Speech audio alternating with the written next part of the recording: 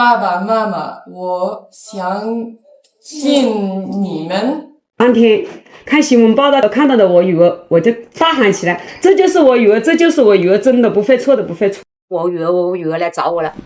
A 25-year-old Canadian girl came to China in search of her birth parents, who had abandoned her shortly after she was born. But instead of finding just one family, she ended up meeting 3 different families, each of whom had, in fact, raised her at some point. So, what kind of strange yet true story is this? Liang Jiaojiao has a Chinese face but speaks almost no Chinese. She was adopted at the age of 1 by a Canadian couple and has lived in Canada ever since, growing up in a loving and happy home. But even with such a wonderful life, Jiaojiao couldn't shake her curiosity: who were her biological parents? As she got older, her desire to find them only grew stronger. To make the search easier, Jiaojiao enrolled at City University of Hong Kong. With help from her friends, she began her search. On December 11, 2014, her friend Zhou Enz accompanied her to Changsha to look for her roots in the vast sea of people. Jiaojiao had no memories of her early life in China. She was only 1 year old when adopted. The only clue she had was a registration form given by her adoptive parents. It stated that she was sent to the Changsha No. 1 Welfare Institute by the Tong Tai Street Police Station on October 13, 1989, and adopted by a Canadian couple in 1990. Jiaojiao and her friend visited both the Welfare Institute and the police station, hoping to find leads. But the institute had very little information, and the police station didn't turn up much either. After 2 fruitless days, her search hit a dead end. Then, someone noticed a file on her laptop, a note written in Chinese. It was a handwritten letter describing her childhood habits. One detail stood out: she couldn't sleep without a towel in her mouth or she would cry loudly. In the lower right corner, it was signed, "Your Chinese family, the Tang Yizhang family." Dated December 6, 1990. Unfortunately, the Tang couple were not her biological parents. According to her Canadian adoptive parents, the Tang family had only served as a temporary foster home before her adoption. Jiaojiao lived with them for 2 months when she was about 1 year old. Still, she decided to visit them. Maybe they knew something about her birth parents. Her friend found a clue from the note. It was written on a piece of school teaching paper. They tracked down the school and eventually found the office for retired staff, where, by a stroke of luck, they got Mr. Tang's phone number. He hadn't changed his number or address in all those years. On the way to the Tang home, Jiaojiao felt anxious. They had only lived together for 2 months. Would they even remember her? Would it be rude to show up unannounced? But all her worries melted away the moment they arrived. Mrs. Tang hugged her tightly, and the reunion felt completely natural. There was no awkwardness, only joy. What shocked Jiaojiao even more was that the Tang couple had kept her childhood photos, preserved carefully for 24 years, along with a photo of them with her Canadian adoptive parents. Mr. and Mrs. Tang would often take out those photos when they missed her. Jiaojiao was moved to tears.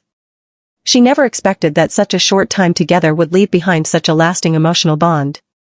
Sadly, the Tang couple didn't have any information about her birth parents. The search once again hit a dead end.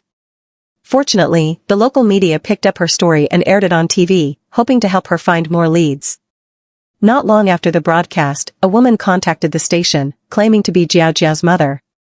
Her name was Huang Jinhua, and she explained that she wasn't the biological mother either. She was another foster parent. Jiaojiao was stunned. She hadn't expected that, aside from her Canadian adoptive parents and the Tang family, there was yet another family who had cared for her. Determined to find the truth, she decided to meet Huang Jinhua. Huang Jinhua was overwhelmed with emotion when she met Liang Jiaojiao, as if she were reuniting with her long-lost daughter. She explained that Jiaojiao had been abandoned shortly after birth. Huang had found her on the street and brought her home, raising her for a year. However, since she already had a child, she was told that, under China's one-child policy at the time, she wasn't allowed to keep a second child. Reluctantly, she had to send Jiaojiao, who was nearly a year old, to the Welfare Institute. The welfare staff never told the Canadian couple about this part of her past, so Jiaojiao had no idea any of it had happened. Then Huang pulled out several pieces of evidence: the tiny clothes Jiaojiao was wearing when she first found her, still preserved after all those years, with 2 yuan tucked inside, left there by Jiaojiao's birth parents. She also had several baby photos of Jiaojiao, along with many family pictures showing her growing up with Huang's family, capturing moments in different places and stages of their lives. Jiao Jiao believed her and was both shocked and overjoyed. She had come to China searching for her birth parents and ended up discovering two more families who had loved and cared for her deeply. Huang Jinhua had been thinking of her for 24 years, and her love was no less than that of a biological mother. Huang recalled the day she first met Jiao Jiao. It was near a busy intersection by Changsha No. 11 High School. She had found a 47-day-old baby girl there. Even though she already had a son, she brought the baby home out of love. It was Huang who gave her the name Liang Jiao Jiao. Everyone in the Huang family adored her. But facing the harsh reality of China's policies at the time, they were forced to give her up. When Jiao Jiao was almost 1 year old, they took her to the Tongtai Street police station.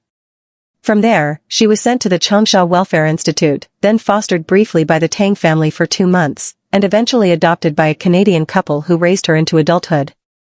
Reuniting with Huang filled Jiao Jiao with joy, and it also gave her new clues, the location where she was found, what she was wearing, and her exact birth date. With this information and the help of local media coverage, the chances of finding her birth parents seemed much higher. Both the Tang and Huang families showed great care for her. Mrs. Tang was worried she'd catch a cold, so she bought Jiao Jiao a bright red cotton coat and hosted a big reunion dinner with relatives and friends. Huang cooked all 3 meals for her every day. In those few days in Changsha, Jiao Jiao felt the warmth of family. She thought, even if she never found her birth parents, she would still be content. A few days later, Jiao Jiao had to return to school because of her studies. To show her gratitude, she bought a beautiful set of tableware and divided it into 5 packages, 2 for her 2 Chinese foster families, 2 for the friends who helped her, and 1 for herself. On the note she wrote, "Here's a set of tableware for you. No matter how far apart we are, we can use the same dishes to eat together and share life." The following year, on March 19, 2015, a reporter received an update from Huang Jinhua. Jiao Jiao had finally found her biological parents. Before leaving China, Jiao Jiao had left behind a DNA sample. A week after she left, her birth mother quietly went to a forensic center for testing.